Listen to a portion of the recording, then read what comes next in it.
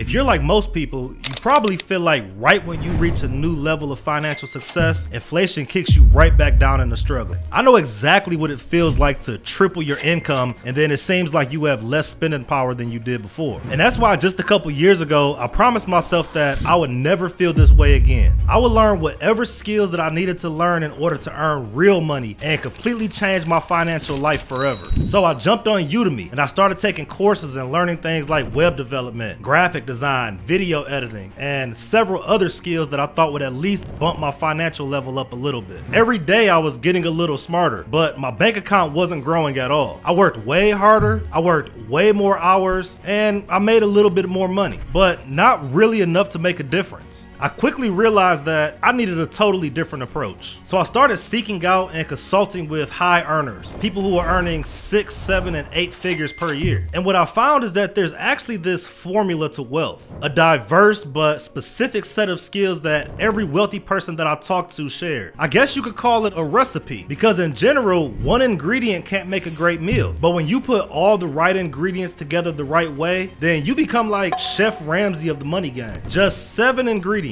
or 7 specific skills. That's what it took to change my life forever. And each time that I increased my abilities in one of these skills, my bank account went up and my stress levels went way down. And the first skill that changed my financial life forever was learning how to sell. But I'm not talking about being a salesperson, at least not in the way that you're probably thinking right now. Because I know that sales sounds like this dirty thing, because we've all had these negative experiences with dirty salespeople in our past. Like that time when you were younger when that used car salesman sold you that piece of shit that broke down before you even got home. Or that person that cold called you and promised you that their company could get you an 800 credit score and you've been paying them for the last 6 months and your credit score is still a 27. But for me, that's not sales, that's manipulation. But let me tell you about somebody that I bet you never thought of as a salesperson. How about your family doctor? Because when that doctor scribbles down your medicine for high blood pressure, for instance, you don't even question. You just go and pick it up from the pharmacy and then your doctor receives a commission. The doctor sold you without ever really selling you. They assessed your need, they offered a solution to that need, and then they told you what they think is your best option. But unlike that salesperson at the used car dealership, you have a trust in him because he's an authority figure. Ultimately, your doctor is a salesperson, but you don't look at him the same way that you look at a used car salesman, for instance, because you trust his authority and you trust that his knowledge is gonna make your life a little bit better. Here's some honest truth. Most people think that they hate selling, but the truth is that they fear selling. They fear thinking that they're gonna have to constantly convince or persuade somebody. They think of all the rejection that they're gonna have to go through. And the truth is that there is persuasion and there is rejection, and there's a lot of both of them, but that's just part of the game. Ultimately, wealth comes from money exchange. It comes from you being able to convince a lot of people that you have something that's gonna make their life better. And in return, they should give you their money. When you're selling something that people actually need, and I'm not talking about just something that they want, but something that they actually need, your product or service will almost sell itself. You know who has the hardest time making sales? People who are selling bullshit that doesn't do anything for anybody. But you know who never has a problem making sales? Drug dealers. Because a lot of people desperately need the thing that they're selling. Now wait, I'm not telling you to be a drug dealer. That's just a little bit of food for thought. But to be effective at selling in any way, you also have to master this next skill, which is networking. And for all my introverts out there, I'm sorry, but that's why this is called a skill, because you actually have to build it up in order to be good at it. And trust me, I get why people fear networking. Back in my 20s, if you put me in a room full of a bunch of people that I didn't know, my anxiety would just jump through the roof. I'll probably find some little corner in the back of the room and make small talk all day with all the other introverts. And even though I'm really an introvert, I never actually feared talking to people. I just feared having to constantly make small talk and keep coming up with things to say to keep the conversations flowing. But still, networking is a huge part of success. And you've heard the quote, it's not what you know, but who you know. And honestly, I kind of hate that quote, because obviously what you know matters too. But the point is that who you know is critical to your financial success. If you're just a regular person who has a regular job, then it's pretty common that you don't really know anybody that could really further your financial life. It's kind of crazy to think about, but I realized the other day that more than 60% of my income can be tied back to 2 or 3 relationships that I built within the last several years. I met this person person who introduced me to this person, and then that person introduced me to their cousin's mom, and they introduced me to another person who ended up buying a service from me. And then that person had connections with a bunch of other startups, and those startups hired me for consulting. It's kind of like a domino effect. Once you push that first one over, all the rest of them just go for momentum. The point is that your financial journey will grow much faster when you have the right people in place. You might be the king of your board, but you still can't win without a few pawns and bishops and knights. The point is that you have to put the right pieces on your board, and that comes through networking. The third skill is emotional intelligence. And I know that mental health is like a huge topic right now. So what do I mean by emotional intelligence? Well, I'm not talking about just having the ability to manage and control your own emotions, but it's also the ability to recognize and influence the emotions of people around you. Now, for any of you that have actually known me in real life for an extended period of time, you know that there was a time in my life when I was pretty hot-headed. It really just didn't take much at all to piss me off. I would yell and probably even cuss you out if the situation called for it. But eventually I realized how that type of reaction influenced the emotions of people around me. And it did so in a negative way, in a way that would never make me wealthy. Running a business is not easy. You have no idea how many things I deal with every single day that really should piss me off. Being an investor isn't easy. That's like the ultimate emotional roller coaster. Doing anything at a high level that can up your financial game, that's gonna be hard. You're gonna experience ups and you're gonna experience downs. There's gonna be days when there's no money coming in and you have no idea how you're gonna keep the doors of your business open. But your ability to succeed and to generate wealth fully depends on how you respond to those situations. If you're an emotional wreck that's gonna go cry in the corner every time something hard comes up, then trust me, you don't want these problems. Let me give you an example of how emotional intelligence can play into a business scenario. I had this client a few years ago that really was kind of tough to deal with, but we did a lot of business together, so I just continued to work with him. Well, one day we had a project on board, and I put one of my employees over this project. So as she was working on the project, she made this huge mistake. Now, it wasn't like a mistake that the client couldn't recover from, but it was definitely one that she shouldn't have made. My client was pissed. He was calling me and texting me and emailing me to tell me just how pissed that he really was. And my employee was like shaking in her boots because she thought for sure that I was gonna fire her. So I requested a meeting with her, and as soon as she walked into the office, she immediately just broke down crying. Now, I obviously wasn't happy that she made this mistake, and especially because that client ended up firing us, which cost us at least $50,000 in anticipated income. Now, that client was gone, but I knew that how I reacted to this situation would affect or impact the way that she saw me going forward and the way that the rest of my team saw me going forward. So I started off the meeting by apologizing to her and letting her know that ultimately it really was my fault because I should have trained her better so that she would have known to avoid that mistake. I let her know that mistakes happen and I make mistakes too, but what's most important is that we learn from those mistakes as we go forward. I didn't fire her, I didn't flip out and yell at her, I didn't tell her how terrible of a person she was. I just approached the situation as calm as possible and gave her some advice that would help her in the future. Over the next year or so,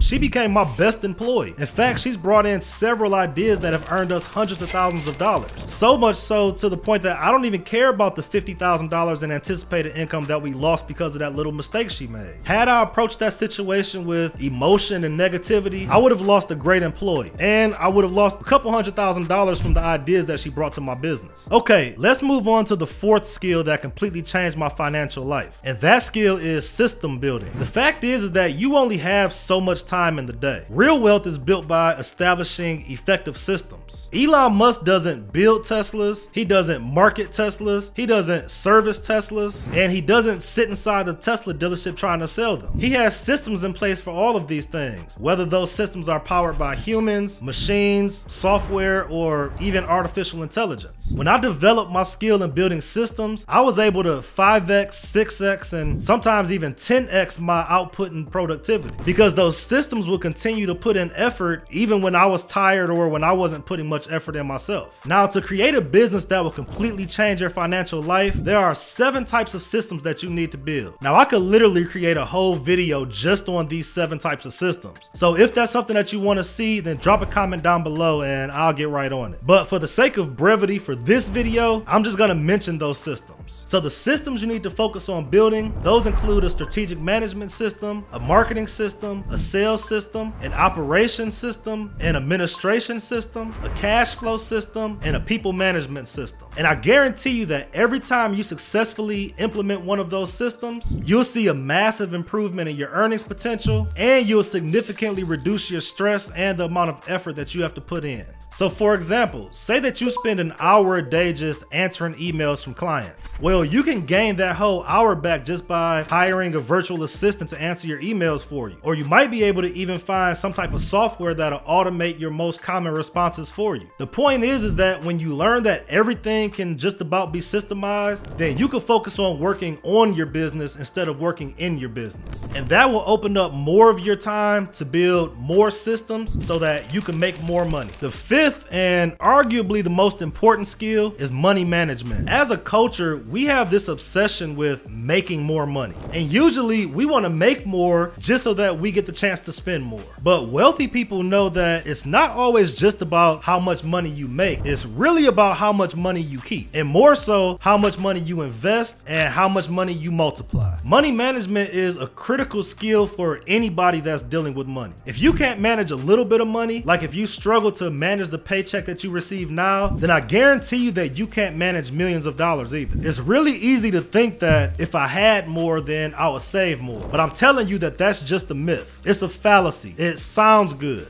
But without money management skills, I promise you it's not gonna happen. Without the proper money management skills, you probably won't even make more, but you definitely won't save more. If you don't believe me, just look at the history of lottery winners. The vast majority of them, even ones who won millions and millions of dollars, are broke within a few years. And you probably think that you would never spend the same way that they did. And maybe you wouldn't. There's a slight chance that you wouldn't. But I'm telling you, it really is just ingrained into our culture and our society to just spend more than we make, to live above our means. When our financial means grow, then typically our lifestyles grow to match it. And if you still think that you wouldn't make those same mistakes, then let me ask you a question. What happened to your stimulus check? What happened to your last tax refund? Maybe some of you took it and made some wise investment, but I bet you that most of you didn't. There's a reason why the most wealthy people are also the most frugal people on earth. I personally know millionaires who clip coupons and buy crap off Craigslist. And yes, they still use Craigslist, not even Marketplace. Old money, old habits, I guess. Warren Buffett still lives in the same house that he purchased back in 1958 for less than $40,000. These skills aren't a result of the money. The money is a result of the skills. In order to earn, grow, and retain a great amount of wealth, you're gonna have to have some kind of money management skills backing you up. The number 6 skill is one that every wealthy person has mastered, and that is knowing how to utilize leverage. Now, the actual definition of leverage is to use a lever, or the mechanical advantage that you receive by using that lever. So imagine that you had to take this 200-pound boulder up to the top of a hill. Now, you could just throw this huge rock up on your shoulder and try to walk up the side of the hill, but that really doesn't sound like much fun. Or you could just hook it up to a pulley system and get it up to the hill 10 times faster with 30 times less work. In this case, that pulley system, it's the leverage. So what the hell am I talking about, and how does this relate to making money? Well, super wealthy people, they use leverage to strike more deals and earn more money without requiring more of their personal effort. They use other people's resources to increase their power, and that gives them this gigantic advantage. A real estate developer might use investor funds in order to fund a new project. Now he can fund the project and make money off that project and take his money and put it to another project, or use another investor's money to fund the next project and never take on any risk himself at all. That's leverage. Now, some of this goes back to system building, because systems are a form of leverage. Every time that you systemize something, you also utilize leverage. Some of this goes back to our previous steps where we talked about system building, because anytime that you systemize something, you're using leverage. In order to succeed, you have to learn how to do more with less. How can you take this small marketing budget and make the most noise? Or how can you leverage your contact list in order to get you more opportunities? And the final skill that changed my financial life was learning how to recruit. It was learning how to find the right people and put them in the right position. The truth is that you can only know so much. You can only do so much, and you can only have so many ideas by yourself. Eventually, you're gonna need the right people around you to support you as you're growing to long-term success. And this is where the skill of recruiting comes into play. And I'm not talking about just throwing up some job description on LinkedIn. This is about knowing where you're weak and being able to see the strengths in other people. It's about knowing that you don't have to be the smartest person, but you have to be smart enough to know how to hire the smartest people. Now, I like to think that I'm a decently smart person. I read, I study, and I'm learning constantly. But even I know that I'm nowhere near the smartest person on my team. I know how to market my services, but I still rely on marketing agencies because they can do it faster, they can do it more efficiently, and they have the systems in place to maximize it. I spend a ton of time trying to become a great salesman, but I'm nowhere near as great at sales as my 5-person sales team. And it's not just because I have 5 people selling for me. No, that's not the reason. It's because I attracted, interviewed, recruited, and trained more than 20 salespeople in order to find 5 superstars who would go on to be better salespeople than I could ever be. If I had to rely just on myself to run every area of my business, I wouldn't even be able to handle 5% of the client load that my business has currently. Even with a team, I have to turn down business opportunities sometimes because we just don't have the capacity to take on everything. I'm constantly trying to find people that are better than me, people who can take tasks off my desk and do them better than I ever could. And when I learned how to do that the right way, I doubled, 5x'd, and eventually even 10x'd my income. See, if nothing changes, then nothing changes.